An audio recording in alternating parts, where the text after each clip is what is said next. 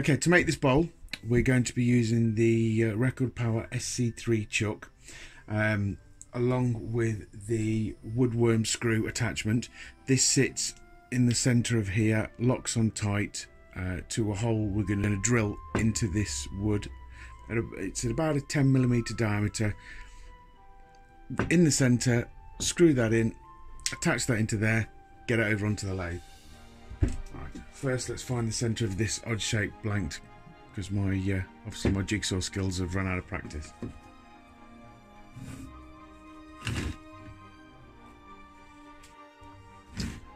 Okay, as you've just seen, I've found the centres on this odd shaped piece of wood. I'm using the Axminster centre finder, and this is really simple to use. You just pop it on your desired workpiece and score a line, and anywhere you go, as you can see from there, the centre is simply located.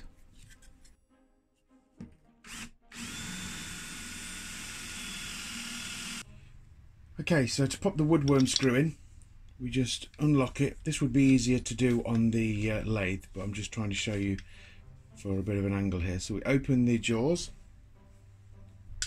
pop in the woodworm screw, and then just tighten it up. You'll feel it clamp, and it's quite sturdy. That's going nowhere really. So let's get the 4-jaw chuck now mounted onto the lathe. I've removed the drive centre and stowed that away securely so we don't lose it. And we just show this up, twist the manual handle at the side until it locks into place. For added security, there is a little grub screw that I like to tighten down, just to ensure it doesn't spin off.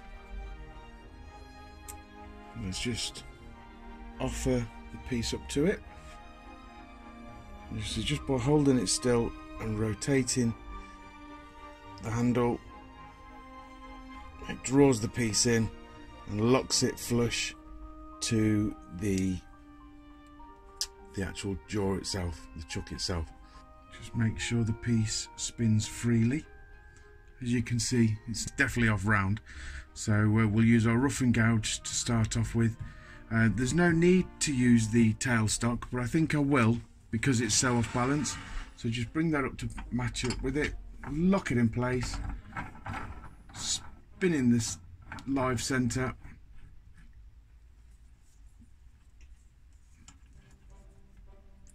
lock that in, and we're good to go.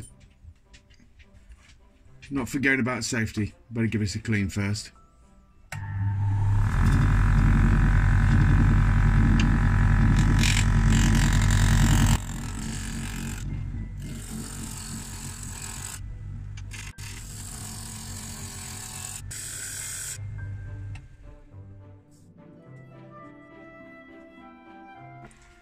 Nearly there now. There's a nice quality shavings. Love it. Just a simple check to see whether you are turning it round is just to lie the bottom of your chisel on top of the piece, and if it doesn't bounce, then you know you're round. Okay, so let's move. Now the tailstock's moved out of the way, what we'll do is we'll face off this edge and create a mortise to sit in the tenon of the chuck.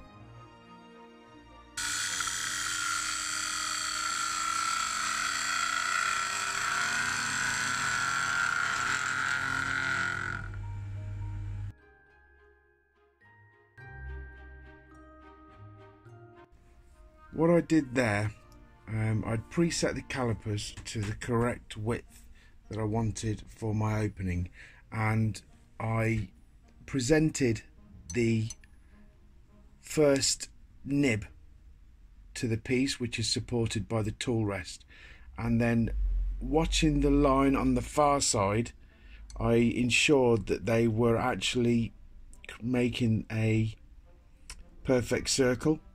Now I did not put this piece on because if it had caught, it'd have flung it round. So just be gentle and sort of tilt it away a little bit and not pushing too sharply. We're just trying to mark it not gouge out at it. So this is just a recess that's been created by the friction, and as you can see, by spinning it round freehand, that is a perfect circle there. So what we'll do, I don't know if you can see that, it's created a perfect circle. So now what we'll do is, using the bowl gouge, we'll make a little deep recess and to flip it around and put it onto the actual four-jaw chuck and start turning the actual bowl.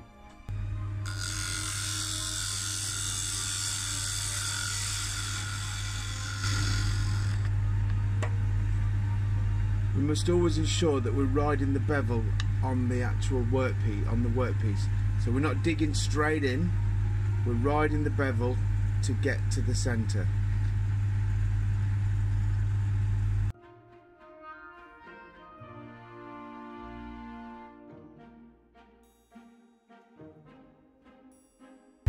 Now what we're going to do is we're going to use, I believe it's a skew chisel, just to create a little dovetail angled recess in there for the jaws to actually attach to. A little bit more grip.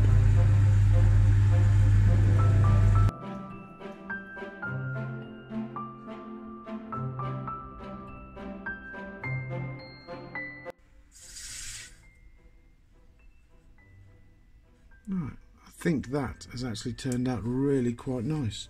Let's move the banjo out of the way and see what you think about that, the tool rest. So there you go, it's quite a nice little centralised recess.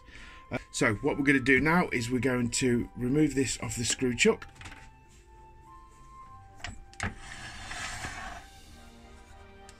By twisting the other way.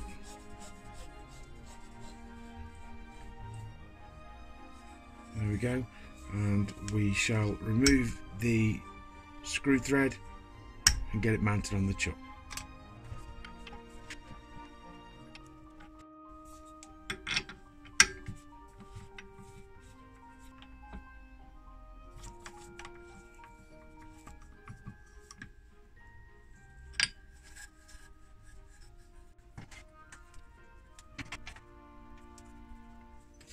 Okay, so we've set the banjo with the tool rest positioned in front of the workpiece.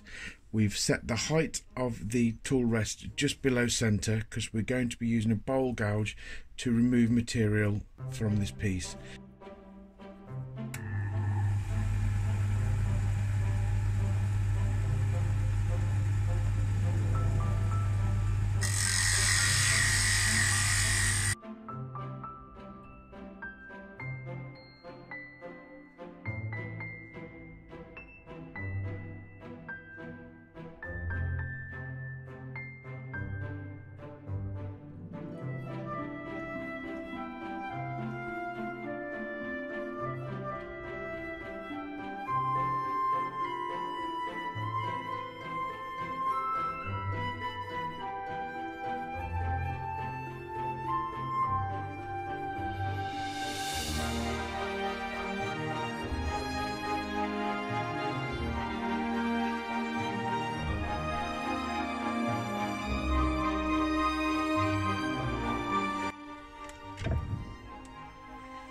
Perhaps a little bit looser than I'd like, and I've still got to get that little divot out the bottom, but might just go a little bit deeper.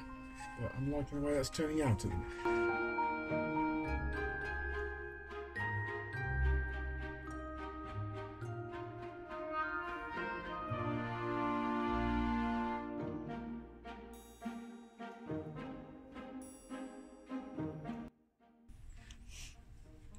Whilst this is not badly finished, as you can see there's a few lines on the inside and on the outside.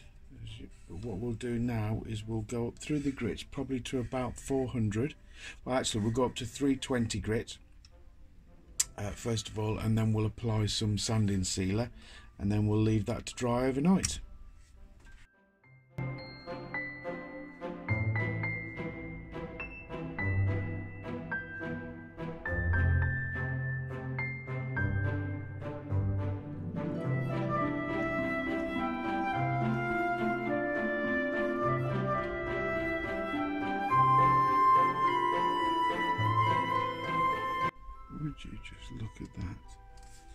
probably want. Can you see that fine line there?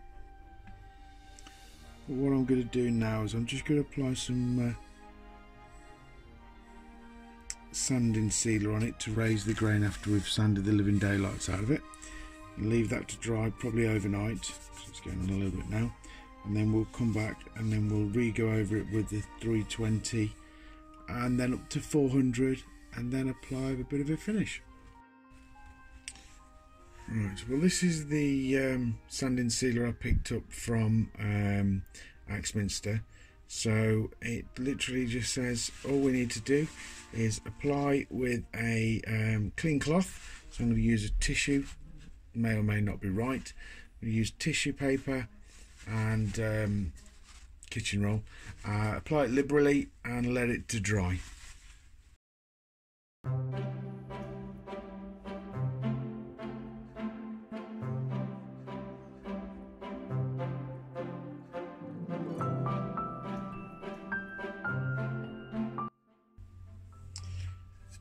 Okay, so the sanding sealer's now dry, so I'm going to resand with 320 grit and then do another round, or do a round with 400 grit and then apply some Danish oil.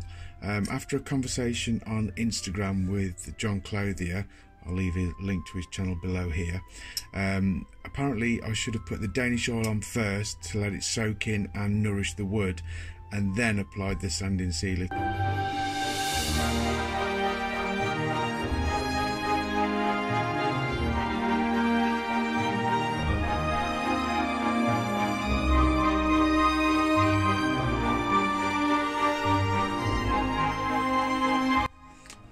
I use the Wilkinson's Danish oil. It works for me. No frills, but I've never had a problem with it yet. So it's lint-free cloth, otherwise known as my t-shirt.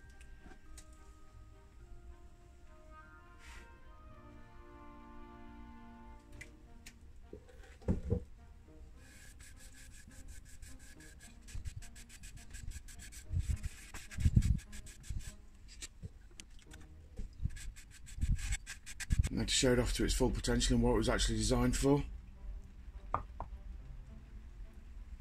little seat for Yankee candles to sit in on your work surface. These melt down, they're amazingly decorative anyway, but they can get hot at the bottoms, so to protect whatever surface you're going to put it on, in this instance a very valuable bed of a lathe, it just insulates it, and because we've got an air gap around the outside, it will stop it from marking the wood and, like I said, any surface underneath. Perfect little beginner's gift for anyone to make, and I hope you enjoyed this video, and thank you for sticking around this long. See you next time.